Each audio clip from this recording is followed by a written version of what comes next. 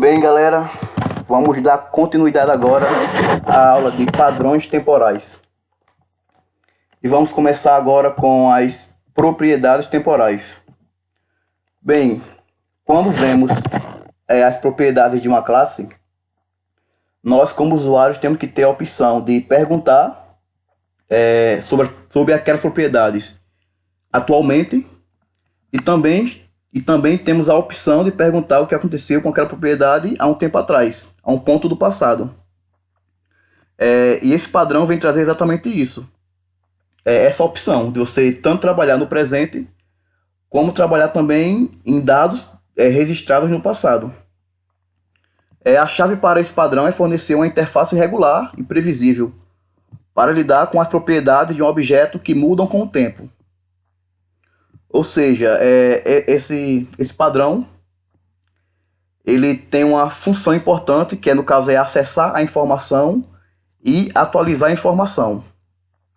E no caso da atualização, nós temos aqui dois exemplos de atualização. Seria a atualização aditiva e a atualização por inserção. Na atualização aditiva, vemos aqui no exemplo, temos, por exemplo, um morador. Ele morava em determinada casa no dia 12 de agosto de 2016. E a partir do dia 5 de abril de 2018 ele se mudou. Então, no programa, os seus dados, você vai ter que adicionar esse 5 de abril de 2018. É a propriedade que vai ser adicionada no final. Já na atualização por inserção, nós já temos esses dados guardados e você quer inserir uma mudança no meio deles. Vamos supor que esse mesmo usuário ele se mudou para determinada casa no dia 12 de janeiro de 2017. Aí esse dado não vai ser colocado no final, porque não é por adição, é em uma inserção. Então você tem que ter uma forma de colocar esse valor aqui no meio. Então esse padrão ele tem que suprir essa necessidade, tanto de adicionar, tanto a atualização por aditiva quanto a atualização por inserção. E você deve usar uma propriedade temporal quando tiver uma classe que tenha algumas propriedades que exibam comportamento temporal e deseje acesso fácil a esses valores. Então, quando é que nós vamos utilizar esse padrão? Por essa frase, vemos que tem que ter um acesso fácil. Se tem um acesso fácil, você pode pensar que poderia utilizar o audit log, mas o audit log, como vemos na videoaula passada, ela é muito fácil de registrar, só que tem uma dificuldade maior quando se for acessar esses dados. E também uma segunda parte é ver esses valores temporais. Porque se você estiver trabalhando só algumas propriedades, ok, você pode usar esse padrão. Porém, se o objeto em si tiver várias propriedades temporais, então é melhor você trabalhar com o objeto temporal. É mais completo e supre sua necessidade. Vamos agora falar um pouco sobre snapshot. Snapshot nada mais é do que uma visão de um objeto com todos os aspectos temporais removidos. Sabemos que a temporalidade ela adiciona um pouco de complexidade em todo o projeto, né? Em todo o trabalho. Então, tem alguns momentos que você não quer levar em conta essa temporalidade, essa complexidade, né? Então, uma opção é usar o snapshot para você trabalhar com a classe enxuta sem esses dados temporais. Aqui no exemplo, nós vemos que temos duas classes, o Customer e o Customer Snapshot. Aqui no Customer você vê que tem o GetAddress e o GetPhoneNumber. E aqui também você tem, só que aqui você não passa no Snapshot, você não tem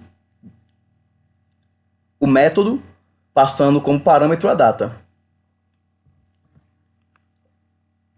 Um outro ponto é que quando você for criar um Snapshot, é necessário fornecer uma data apropriada. Porque o snapshot é exatamente a foto do objeto naquele momento temporal. Então você passa a data quando você for fazer o get snapshot, ele vai retornar, no caso, o objeto sem os dados temporais frisados naquele momento. Aqui temos um exemplo aqui do código. Temos a classe customer com todos os getAddress, get passando a data. E temos aqui embaixo o customer snapshot.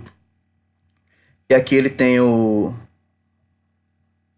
também o getAddress com a data que você quer, e ele vai retornar o endereço, vai retornar o objeto sem levar em consideração esses dados temporais. Vai ser um objeto mais enxuto. E por último, nós temos os objetos temporais. Há momentos que você pensa em um objeto com propriedades temporais. E tem momentos que você vai ver que o objeto tem tantas propriedades temporais que ele mesmo se torna um objeto temporal. Um exemplo é o contrato. O contrato ele sempre vai ter mudanças no decorrer do tempo. E você pode pensar nele como, a cada mudança, como um novo objeto. Ou então você pode pensar que cada mudança dessa é uma variação de um contrato. No caso, o contrato é um objeto temporal. Esse padrão é muito comum e ele pode ser implementado de diversas formas. E como ele funciona? Bem, toda vez que o valor de qualquer propriedade do objeto é alterado, esse objeto é salvo e é guardado. Então, toda vez que essa propriedade for alterada, um novo objeto é guardado e alterado. Se torna uma nova versão. E assim você vai ter uma lista, ou uma coleção, no caso, uma coleção de objetos de várias versões. E você pode acessar a qualquer hora essas versões e ver as modificações no decorrer do tempo. O objeto temporal e o método anterior, a propriedade temporal, elas são muito semelhantes. Tem vários blocos de código que se repetem entre eles, muitas vezes. Eles podem coexistir. É isso, pessoal. Obrigado pela atenção.